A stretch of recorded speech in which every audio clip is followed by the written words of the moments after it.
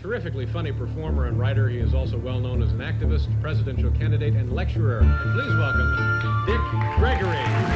You heard what Bobby Kennedy said about 8 weeks ago. He said 30 years from this year, a Negro can become president. So treat me right, or I'll get in there and raise taxes on you. To go to my house. We're not out to get clobbered. We're out to exercise the constitutional right to protest. I mean, now don't get me wrong. I wouldn't mind paying my income tax if I knew it was going to a friendly country. Arms for peace. Peace. We're in a situation once we step off the corner. Go back, Now we're going to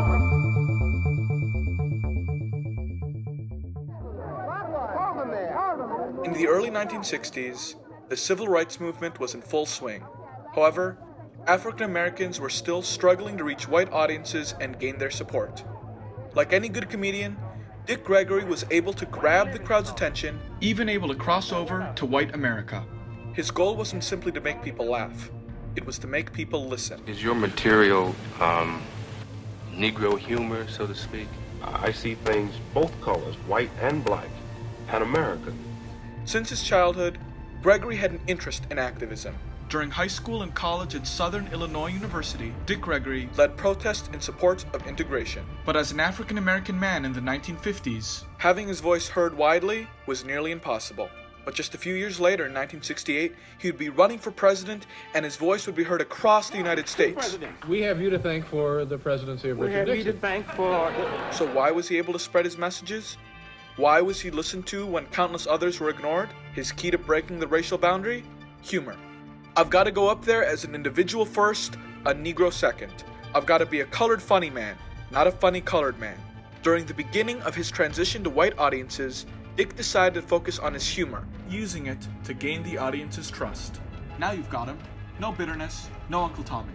We're all aware of what's going on here. Where other comedians buckled in the face of adversity, Gregory was able to connect with audiences through his stand-up by never being afraid to speak his mind, using his gift to illustrate both the absurdities and evils of racism, addressing the major conflict in the United States, and never compromising in his quest for social justice. Hoping to pursue comedy, Gregory had moved to one of the comedy centers of America, Chicago. Although he was able to make a living, it wasn't until 1961 that he got his big break. Gregory had the opportunity to play at Hugh Hefner's Chicago Playboy Club. The crowd? They had rented out that night to a group of white men from the South. They had tried to get in touch with me to tell me I didn't have to perform. I get to the steps and I asked the doorman, "Where's the carousel room?" Say, "Second floor to the right." Although it would have tripped up some, Gregory knew what to do. Good evening. It's wonderful to see so many fine Southern people here tonight. I happen to know quite a bit about the South. Spent 20 years there one night. It was the first time that they had seen a black comedian who was not bucking his eyes, wasn't dancing and singing and telling mother-in-law jokes. Just talking about what I read in the newspaper. Gregory didn't make a fool of himself or create a caricature of African Americans. He spoke about current political issues and always remembered to be funny. With intelligence and sophistication, and none of the black voice buffoonery of Amos and Andy, Dick Gregory has become the first Negro comedian to make it to the nightclub big time. Gregory was able to find success all over the country, appearing on The Jack Paar Show and numerous other national TV programs. Reaching across the race divide, as a hilarious comedian, he had built a platform of millions. Now, he realized, it was time that he used it.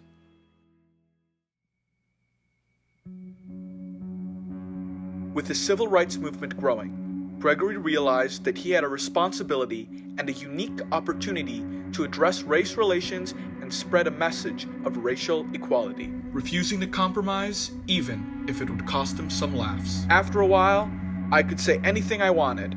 I got a reputation as a funny man, and then I started to turn the jokes on them.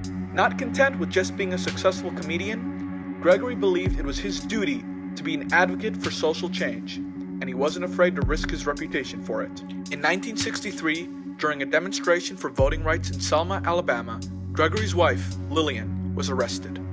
Instead of backing down, he decided to speak up. What's different is fear. What's different is 50 years ago, you couldn't have had that mic. That was a white man's job. He spoke for 2 hours, lashing out at white Southern society with passion and with his extraordinary wit. Never in the history of this area has a black man stood like this on a public platform, ridiculing and denouncing white officials to their faces. Then, Gregory lowered his voice, suddenly serious.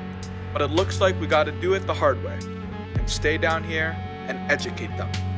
Following his own arrests, Dick Gregory used his fame and platform to spread his message. He knew that through his comedy, he had the rare chance to educate, and it was needed now more than ever. You can always laugh at problems that's right. Everyone in the whole world knows this is a wrong.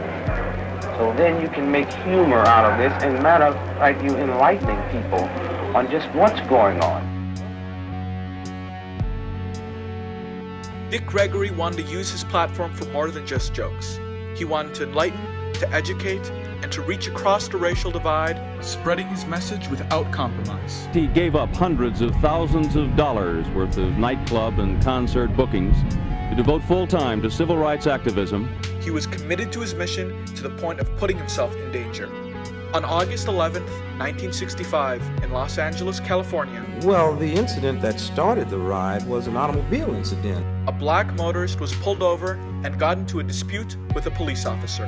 This minor argument escalated and the community started to lash out in the form of a riot. Dick Gregory decided to step in when African-American protesters started looting businesses when the police were not around. Gregory told the demonstrators to go home, and in his efforts to be the peacemaker, he was shot. Recently, he was shot. He and his family have been jailed both in the North and South. He won his fame as a comedian, and yet his fellow Negro comics say his dedication has blunted his humor, that he's lost his sense of satire, that he's now more angry than funny. Judge for yourself, because we believe him to be a funny, courageous man. Seeing the violence and inequality firsthand throughout his life, Gregory decided that it was time to take his influence one step farther and entered into politics. He was tired of the injustice and inequality that he knew too well. Without the political process. After a campaign to be mayor of Chicago, Gregory expanded his sights to the entirety of the United States by running for president. The presidential candidate has a write-in. The system has herded black men into the ghettos but refuses to take the consequences. It's like a man lying wounded in the street and you tell him to stop bleeding. The man is bleeding for a reason. Negroes aren't throwing bricks just for the sake of throwing bricks. Unlike other comedians who ran for president, such as Pat Paulson, Gregory's campaign was not for his own personal gain or a publicity stunt. His campaign was in response to inequality in America, and his singular goal was to help spread social change and create a discussion. His reasons for a presidential campaign were an extension of his goals as a comedian. When we were trying to integrate the schools of Mississippi, and there they were, and they cut us down with bats and bricks and stomped on us. You think a black man who lives through that is going to stay nonviolent? I'm just against violence because you cannot solve problems with the guns. The number one problem that creates these problems is racism. Gregory saw the potential for violence, for riots, for millions of Americans finding that the only voice they had was through rebellion. With his presidential campaign and comedy career, Gregory fought to give them a voice that wouldn't just be within the community, but that would be heard by white America. I enjoyed it. You actually got a lot of votes, huh? I got 1.5 million. Wow. Dick Gregory had remarkably gotten over 1 million votes, but his message reached millions more. Victory for him wasn't getting the presidency, but rather getting the ears of the people. Gregory's comedy worked because it was real. He didn't shy away from the truth, and it was refreshing to see someone willing to say it out loud. Thousands of letters came in saying, I didn't know Negro children and white children were the same. It was the first time white America got to hear a black person, not as a performer, but as a human being. Using his comedy as a weapon, Gregory had built a platform with no strings attached. He didn't have to worry about being voted out of office because he built his platform on the stage. Gregory could speak freely and to an audience that black men in America seldom could. He faced the conflict of racial inequality head-on, using comedy and refusing to compromise. In the face of growing violence, Gregory chose comedy as his weapon to address race relations. Dick Gregory proved that comedy can be used to spread a message and create change.